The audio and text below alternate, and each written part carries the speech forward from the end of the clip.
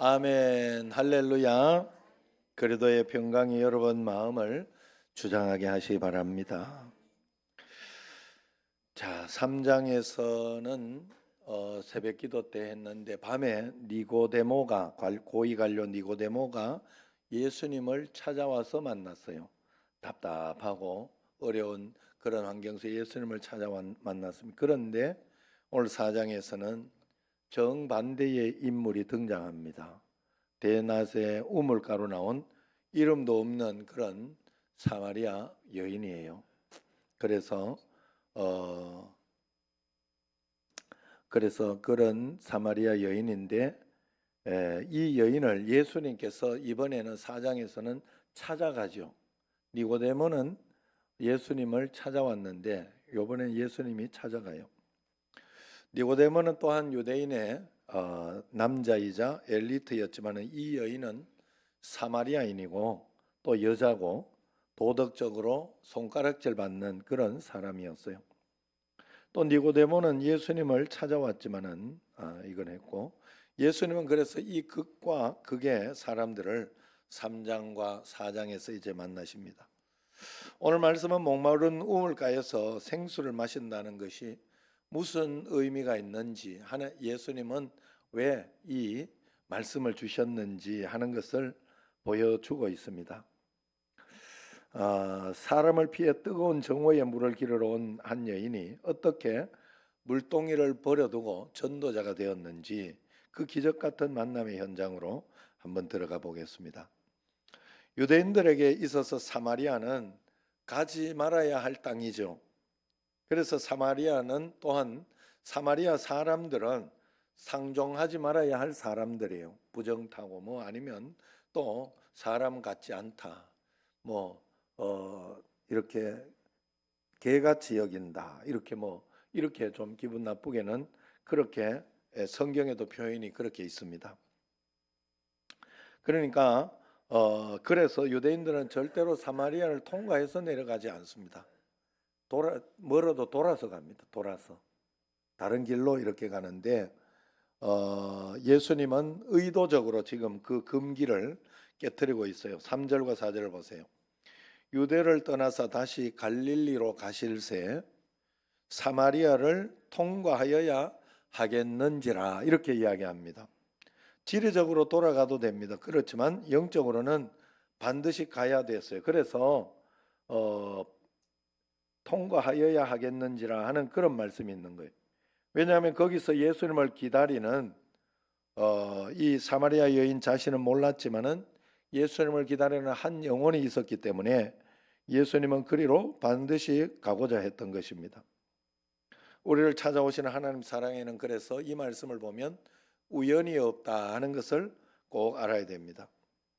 그래서 4절에 사마리아를 통과하여야 하겠는지라 이 말은 반드시 가야만 했다 이런 뜻이에요. KJV 영어 성경에 이렇게 보면 He must needs go through Samaria. 사마리아를 통과해서 가야 하는데 need 필요성을 느끼고 그 필요성 때문에 가야만 했다. must 반드시 가야 된다는 뜻이잖아요. 반드시 해야 된다는 그런 뜻이잖아요.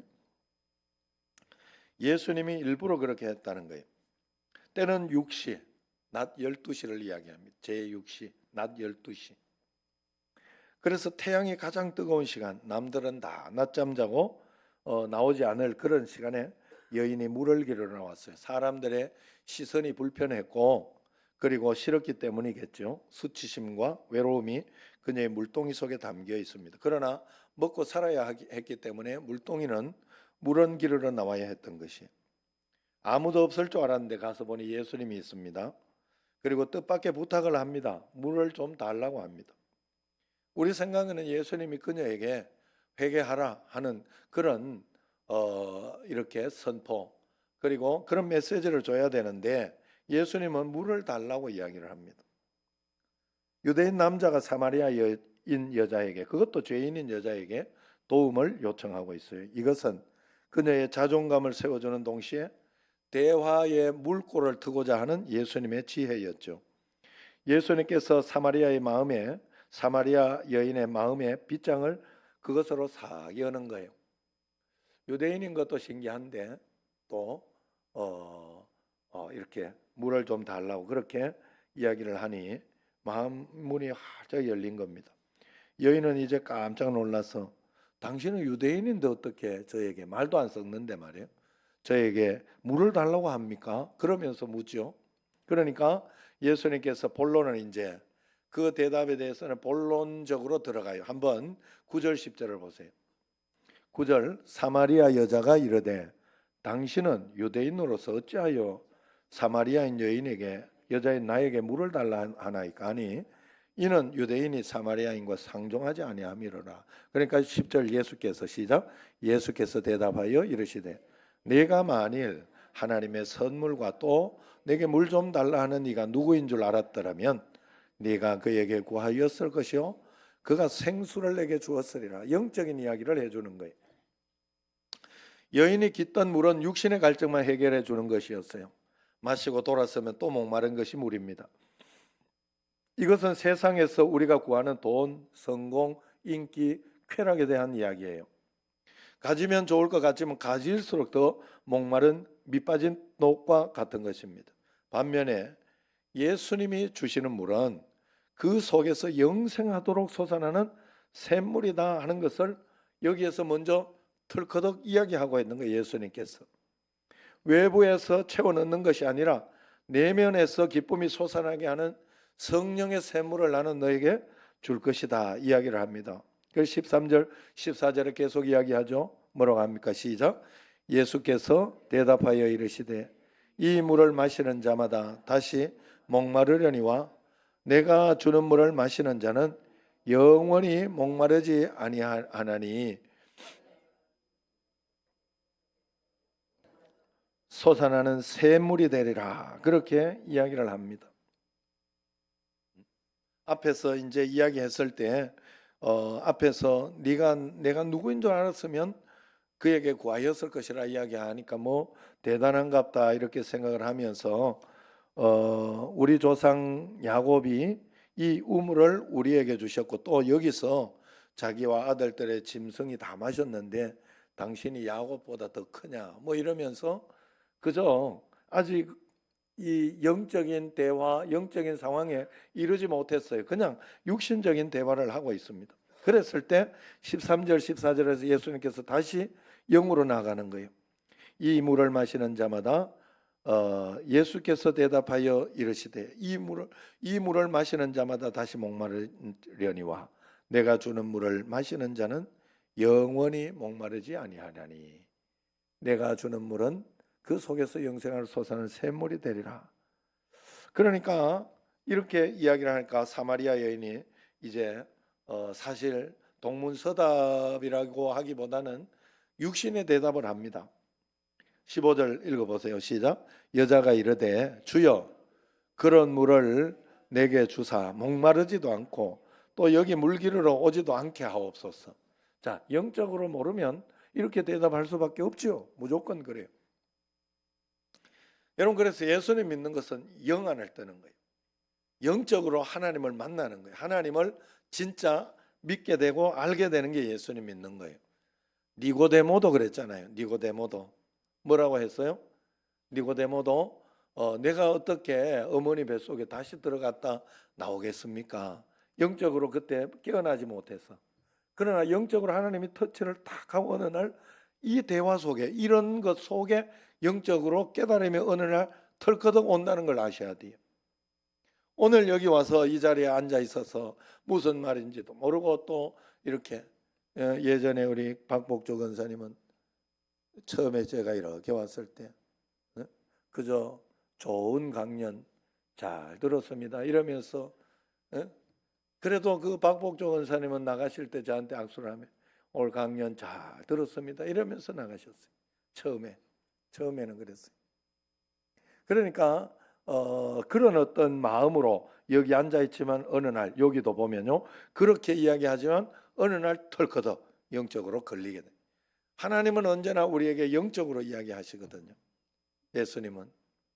그런데 우리는 자꾸 육신을 가지고 하나님과 뭔가 딜을 하려고 하고 하나님을 알려고 하고 자꾸 그렇게 한단 말이에요. 자, 그래서 여인이 아직 눈을 뜨지 않아 물 좀 들어오지 않게 해달라고, 제발 물 좀 들어와서 그냥 속에서 자꾸 물이 나와 먹을 수 있도록 해달라고 막 그렇게 이야기를 하죠. 그러니까 예수님께서 다시 영적인 대답이 막 예수님이 오히려 동문서답처럼 육신의 이야기를 했는데 동문서답처럼 딱 대답을 해요. 아픈 곳을 탁 찌릅니다. 16절 뭐라고 해요? 시작. 이르시되 가서 내 남편을 불러오라. 왜 갑자기 남편이냐? 그녀를 창피하게 하려고 하는 게 아니에요. 그녀의 진짜 목마름을 터치해 주려고 하는 거예요. 그런데 그녀의 진짜 목마름의 원인이 무엇인지 직면하게 해 주려고 하는 거예요. 여기에서부터 이제 뭔가 영적인 대화가 되기 시작하는 거예요. 제가 여기 이 말씀을 이렇게 연구하면서 봤을 때 여기에서 여인이 달라지기 시작해요. 그래서 그녀에게 남편이 5이나 있었고 지금 사는 남자도 남편이 아니었다. 남편이 아니라 이렇게 생각을 합니다. 그녀는 끊임없이 사랑에게서 행복을 찾으려 했지만은 실패한 거예요. 남편을 바꿀 때마다 그녀의 영혼은 더 황폐해졌어요. 이것이 그녀가 파고 있던 다시 목마른 우물의 실체잖아요. 그러니까 여인은 나는 남편이 없나이다 그래요. 거짓말을 한 것이 아니라 지금 남편도 이건 남편 같지 않다 이런 소리. 지금 남편 또 입 바꿔가 좀 괜찮을 줄 알았더니 맨날 싸우고 찢고 뽑고 골치 아프다 이 말이. 영적인 대화로 이제 넘어가는 거예요. 지금 참 신기해요. 이런 대화 속에서 훅 넘어가는 거예요. 영적인 대화로. 그래서 그렇게 이야기하니까 예수님이 내 말이 맞다 그럽니다. 내 말이 맞다. 네 왜 숨기냐 이런 소리를 한 게 아니라 내 말이 맞다. 그렇게 이야기를 하면서 18절 보세요. 같이 시작. 너에게 남편 5이 있었고 지금 있는 자도 내 남편이 아니니 내 말이 참되도다. 그렇게 이야기합니다. 예수님은 이미 다 알고 있는 것을 보여주시고 그렇게 말씀을 해주세요. 좋게 이야기를 해줍니다. 그랬더니 이때 여인이 털커덕게 이분은 선지자구나.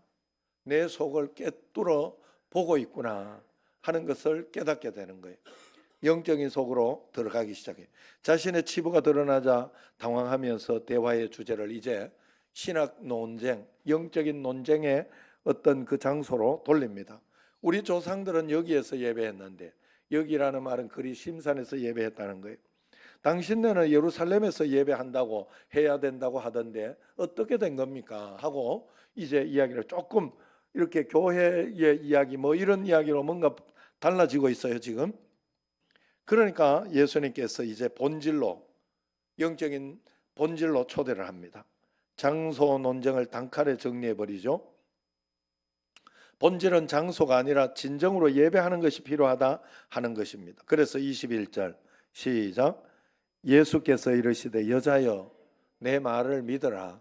이 산에서도 말고 예루살렘에서도 말고 너희가 아버지께 예배할 때가 이르리라 그럽니다. 예배의 핵심은 장소가 아니라 누구에게 어떤 마음으로 어떻게 자세 누구에게 드리고 어떤 마음으로 드리냐 이것이 중요하다 하는 거예요. 영이신 하나님과 내 영혼이 진리 안에서 만나는 것, 상처 입은 마음 그대로 하나님 앞에 나아가는 것이 진짜 예배라는 것을 이야기합니다. 그래서 진짜 예배를 드리려면 2가지가 있어야 된다고 이야기를 해요. 첫 번째 22절 보면 예수님만 구원자다 하는 말을 이렇게 표현합니다. 시작. 너희는 알지 못하는 것을 예배하고 우리는 아는 것을 예배하노니 이는 구원이 유대인에게서 남이라. 유대인 예수 그리스도 유대 족속 예수 그리스도를 상징하는 거예요.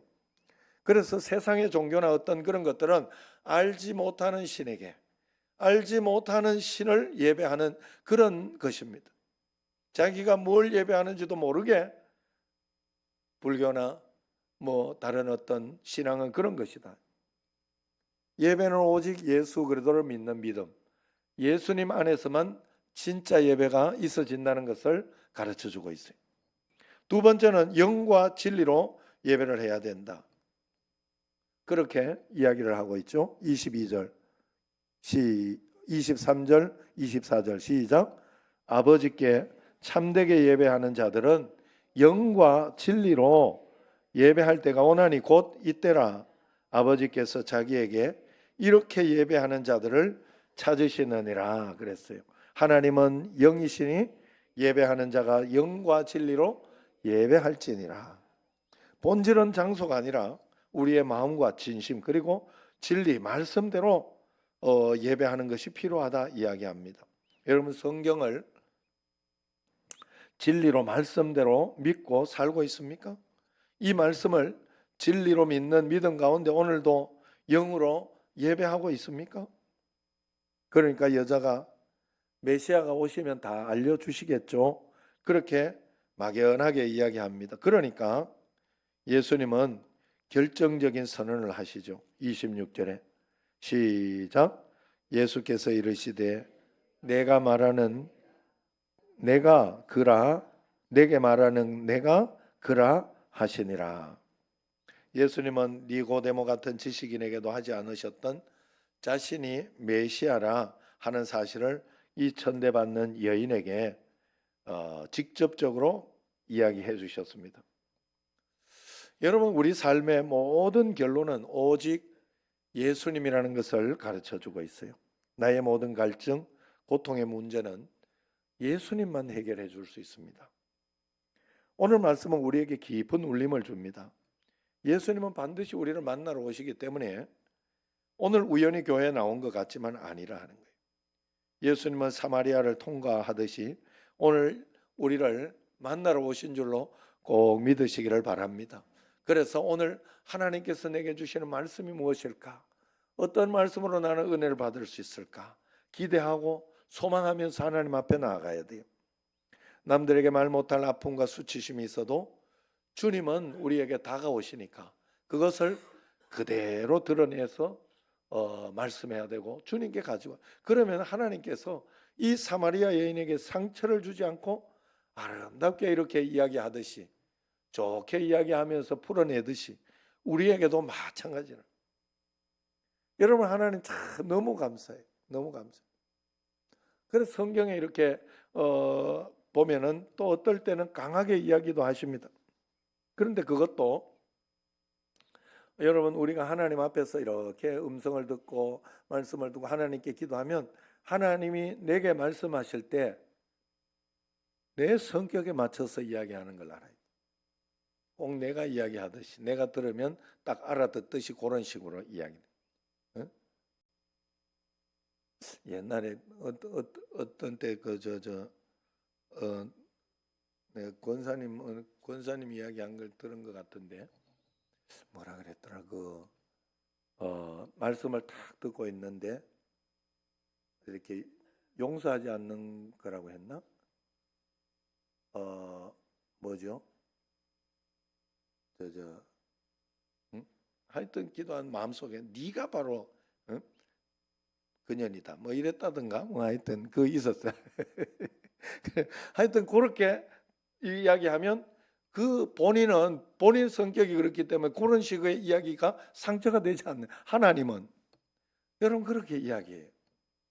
여러분 꼭 하셔야 돼요. 내 성격에 자기 성격에 맞도록 이렇게 하나님이 거기에 잘 맞춰서 이야기해 주니까 우리는 예수님께 가서 모든 문제 해결함을 받아야 돼요. 하나님 앞에 이 문제가 어떻게 된 겁니까? 왜 아직까지 해결이 안 됩니까? 하나님 이 문제를 내가 어떻게 하면 좋겠습니까? 계속 기도해 보세요. 그러면 마음속에서 하나님이 문제 해결 안 되는 걸 가지고 지금 당장 해결하려고 지금 당장 어떻게 하려고 하지 말고 지금 당장 안 되는 건 지금 당장 하지 말라는 거예요.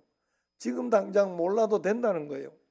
그래서 계속 주님 앞에 가지고 가서 끊임없이 기도하면서 기다리면 하나님의 시간이 탁 되면 하나님은 평안하고 기쁘게 우리에게 꼭 인도를 해주세요. 말씀을 해주세요. 주님 앞에 다 내려요. 세상 우물은 답이 아닙니다. 내가 좋은 대학교 가고 싶어서 서울대학교 갔다. 그게 답이 아니에요. 거기에서 좋은 어떤 환경들, 어떤 이런 것들 때문에 여러 가지 도움이 되고 뭐 그런 것들은 있겠지만 그게 답이 아니에요. 응? 여러분, 우리가 하나님 앞에서 우리의 인생을 맡기고 하나님과 함께 한 걸음 한 걸음 나아갈 때 목마름은 해결되는 거예요. 마시면 다시 목마른 물은 세상의 물이에요. 그래서 상처를 직면하고 예수님의 생수를 맞아 예수님께 가지고 가서 주님, 나는 이 문제가 해결이 안 됩니다 하고 가지고 가야 돼요. 예수님이 남편을 데려오라 하실 때 숨기지 말고 주님, 저는 사랑에 목말랐습니다. 저는 실패했습니다 하고 고백해야 돼요. 주님은 나의 모든 결핍을 다 알고 있기 때문에 그렇습니다. 그렇기 때문에 우리에게 영원히 목마르지 않는 생수를 예수님께 나아갈 때 부어주시는 거예요. 그게 바로 성령님. 누구든지 목마르거든 내게로 와서 마시라 하는 성령님을 하나님은 한량 없이 부어주신다 그래요. 성령님은 내가 달라고 하는 대로 성령 충만하게 계속해서 부어주시니까 걱정할 게 없어요.